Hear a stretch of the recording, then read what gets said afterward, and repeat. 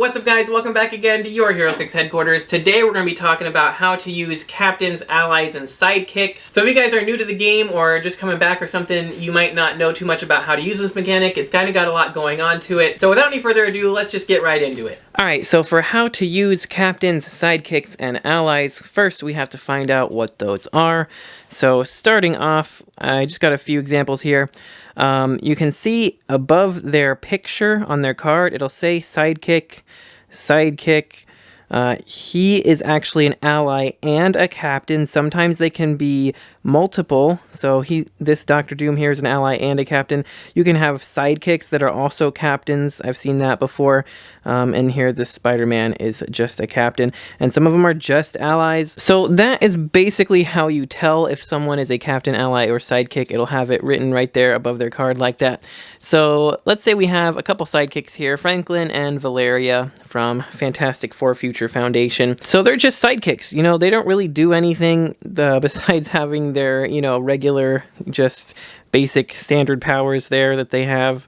They're not crazy powerful or anything like that. These are just cheap sidekicks. Most sidekicks we've seen have been around the 20-point range. Some are like 10, some are like 30 or 40, but most sidekicks are just cheap, basic characters. They don't really do much by themselves, right? Because they're like new, like learning how to be heroes and stuff, right? So that's why we have the captains. The captains come in and just kind of show them the ropes, teach them how to do a few things, So for this example, we'll use Spider-Man here. And like I showed earlier, Spider-Man is a captain, and he just has a trait here that says friendly sidekicks can use super senses. So that's a pretty easy to understand one. It just gives all your sidekicks super senses, which is a good defense power to have.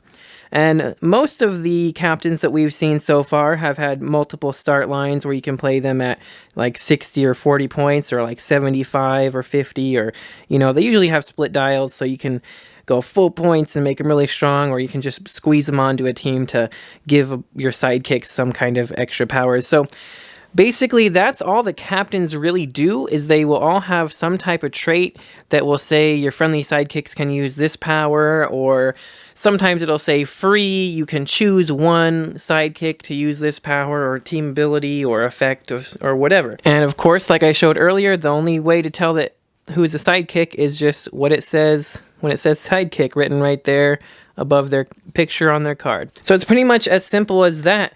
You have the captains that have traits that enable the sidekicks to do something extra. And this can stack, so you can have multiple captains that all have different traits to add to your sidekicks. So we could bring in our Dr. Doom here, and Dr. Doom's working for the good guys today. So Dr. Doom is a captain and an ally, and what that means is he'll probably have some effect that will, benefit your sidekicks from the captain. But all the allies we've seen so far have a trait like this one. Sideline active, unique modifier. Friendly captains and sidekicks modify attack +1 when attacking one or more characters with the Fantastic Four keyword. So what's cool about that is you get this trait whether he's on the map or on your sideline. And you can just throw him on the sideline because his trait is sideline active. You can just put him on the sideline for that alone. If you're playing a team that's full of a bunch of captains and sidekicks, then they're all going to get +1 attack whenever they attack somebody with the Fantastic Four keyword. Now, it's also a unique modifier, so you can't just like throw 3 of this guy on the sideline and get a +3 attack. It just doesn't work like that. Unique modifiers are unique, just like unique Silver Ring characters. You can only have one of them affecting your stats at a time, at least of the same named effect. So you could have several of these unique modifiers from your different allies on your sideline. Like his says +1 attack against characters with a Fantastic Four keyword. You might have another one that says +1 attack against characters with a Scientist keyword. And then whenever one of your captains or sidekicks happens to attack somebody like Reed Richards, who's got Fantastic Four and Scientist, then they get a +2 attack. So you can do some cool things like that.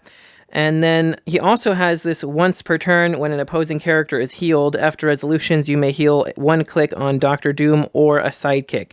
So that's pretty much why he's a captain, because he has that effect for your sidekicks to give them, a click of healing whenever one of your opponents heals. So that's basically what the difference is between captains, allies, and sidekicks. Captains will have a trait that will give sidekicks something.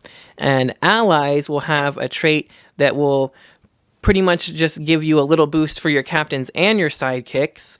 And sidekicks don't do anything on their own. They just exist as sidekicks to get these benefits from the captains and the allies. It's a really fun mechanic so far, and I can't wait to get more characters like this. As of me recording this video, we've only had, the Future Foundation set and the Wonder Woman set with them, and I think we got a random one in Empire that was a captain and a sidekick, but we haven't got a lot of them yet, so I would really love if the next DC set had like a Batman and a Robin, and really just the whole Bat family, and like an Alfred was like an ally or something. That would be really awesome. There's a lot of really cool things they could do. I think we're also all waiting to see a Captain America with a Captain Rorschach, as well as Bucky and a Falcon that are sidekicks. I think that would be pretty cool. And somebody like Bucky or Falcon could also be a sidekick and a captain, or a sidekick and an ally.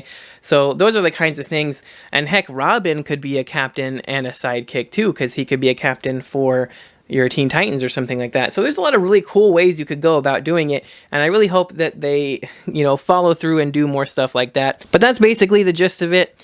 You really just want to play enough cheap sidekicks and enough good captains to give them good powers to combo with everything they do.